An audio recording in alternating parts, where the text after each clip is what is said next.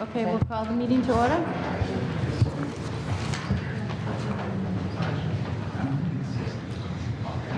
Okay, first I wanted to say to everyone that I appreciate all the hard work that everyone put forth on this.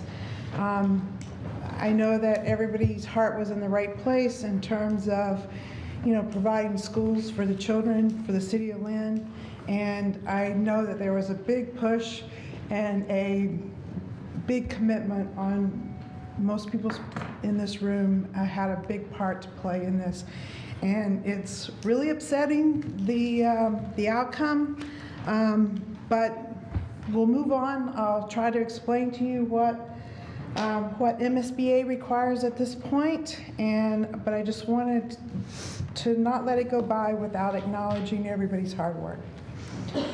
Okay, so administrative approvals. Approval of the February 7th, 2017 meeting minutes. Do we have a motion? Move to approve. Second. Okay. So we all know the outcome of the vote. It was 5,585 to 3,189. It was an overwhelming no vote. I think that this is something that this committee has to consider, that this vote result seems to be beyond the fact of where the school was located, and we need to really think long and hard and address the silent opponent in this as well, because I really feel that there is one, and we can talk more about that later. But I have to tell you what MSBA's failed policy vote is. We have 10 days to provide notification to MSBA. We have to give them certification of the vote. Our 120-day deadline from February 15th does not change. That deadline is still in place. And as long as we have a failed vote by that 120-day deadline, MSBA will drop us from the program. But within, and that deadline is June 15th. What we do have to do within 10 days is that we have to, again, like I said, provide the certified vote results, and we have to explain to them what we think the reasonings are for the failed vote. And then they want to, if we as a committee plan to move forward, they want to know what the plan to remedy the failed vote is and what the timeline would be. But they do caution that a failed vote will likely result in the school district being required to submit a new statement of interest to the MSBA.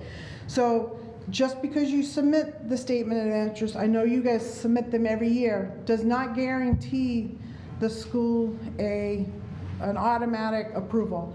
So from when you submitted the last statement of interest on Pickering, I think it was April 9th, 2014, and so basically it was a two-year process to get to where we are today from where you began with your statement of interest. They are, if there's any substantial change in what was presented in the schematic design process in terms of the school, the capacity, the locations, any of those things, if there's any substantial change, they will automatically put you into at the beginning of a statement of interest and redo the entire process.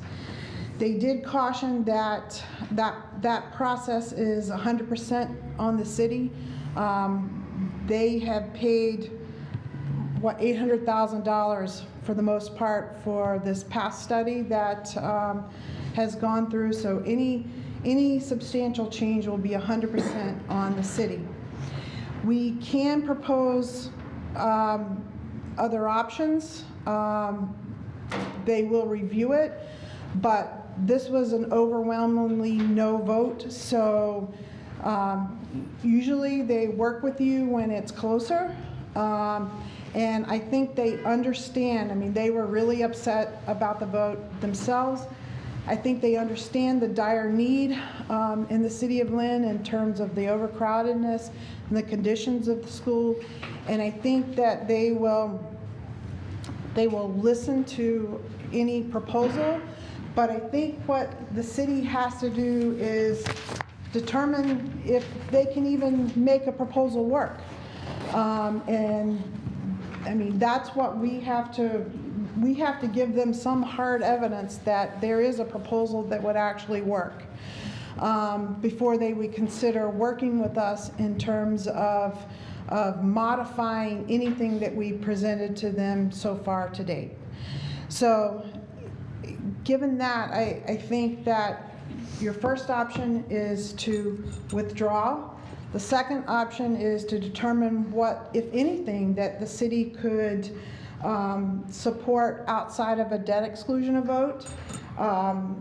There is an opportunity to present them with a smaller project per se, do one school and not the other, or there's an opportunity to present to them maybe a phased plan where I'm not even sure how a phased plan would work unless it's at both of the same sites, because they would say, no, you had to drop out and start again because it's a different site. But a phased option where we can get one going, try to address that and move to the other, that would be something that we could present to them. Or one other option is to increase the enrollment capacity at West Lynn, per se, if we went with a one school option, and potentially increase the enrollment capacity at Thurgood Marshall. I know we have we could probably add some more clusters because I think we have some fit out for an additional science lab. We could try to do something like that to try to address the enrollment issues. But again, this would be a plan that we'd have to come up with within the next 10 days, and it would have to be credible enough that the MSBA would work with us on it, and it would have to be one that we felt we could get approved. And like I said, I think that the no vote to me, and this is personally from my opinion, is more than about the location of the Pickering School. So, you know, I think you need to think about that before you decide you want to move forward in any capacity. Because of the long process and the fact that you would have to start with the SOI, and just because you submitted one, well, the SOI period is over for this year. You wouldn't be able to submit an SOI until first part of April next year. I think it's April 7th this year, but yeah. I don't know if we could get the votes in time to do it. The time frame is too short for this year, so the first time you could submit another SOI would be April of next year. They don't make decisions on those SOIs until September, December, January time frame. So if you were lucky enough to get in at the very next opportunity, it would be a year from January, and you would be, and we just went through what it's been a year, about a 14-month process to get us to here after that. So it would be 2019, 2020 before, that's if you got into the process at the very earliest opportunity, would be 2020 before you are at this point again. So you know, if you think you have any kind of plan that would work, that we could present to MSBA, and that they might,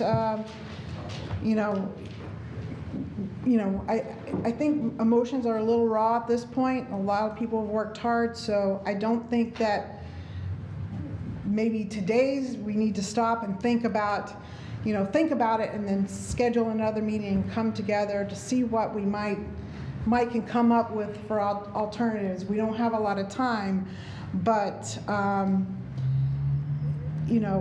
if you think you have any kind of plan that might feasibly work, then I would recommend that we submit that within the 10 days and see if we can get MSBA to work with us. Otherwise, your only other option is to withdraw from the program and submit again next April a statement of interest and try to get back into the pipeline. Mayor Kennedy, did you want to? Yeah, Lynn read my mind, and you summed it up when you said emotions are raw. I know we have 10 days. It doesn't sound like a long time, but we are 18 hours out from learning the results of the election. And I don't know about everybody else around the table, but you were probably angry, and then you were crying. Well, maybe Ed Calnan wasn't crying, but okay, all right.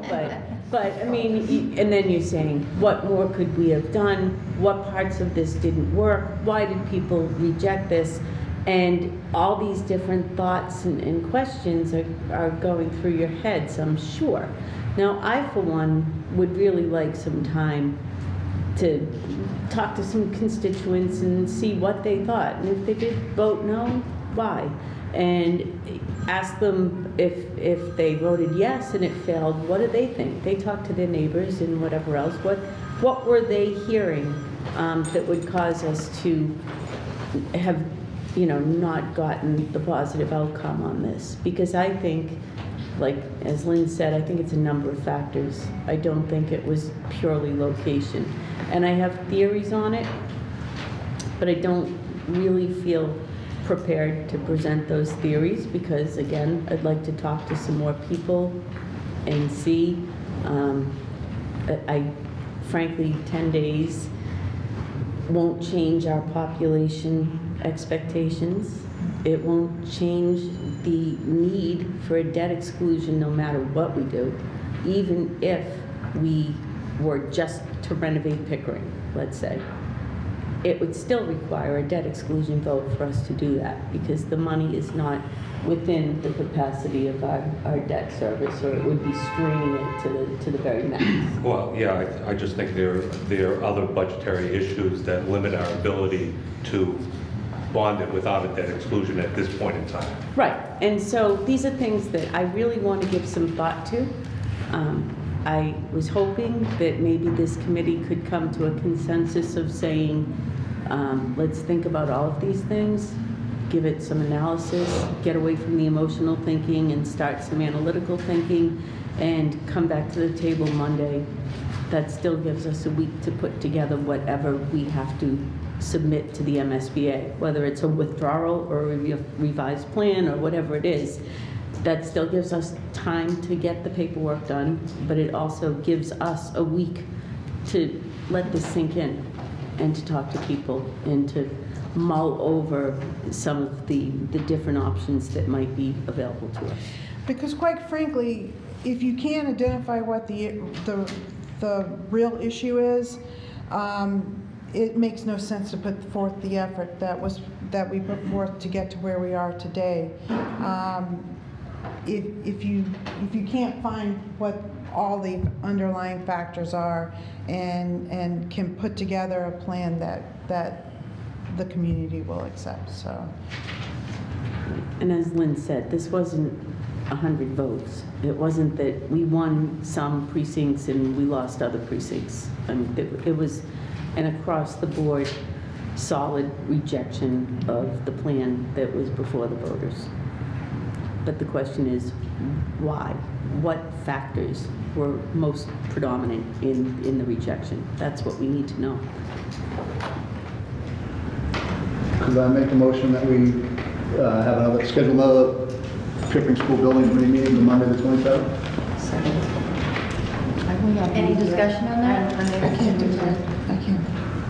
Unless it's early, I can't do the 27th. How about Tuesday? Or Wednesday?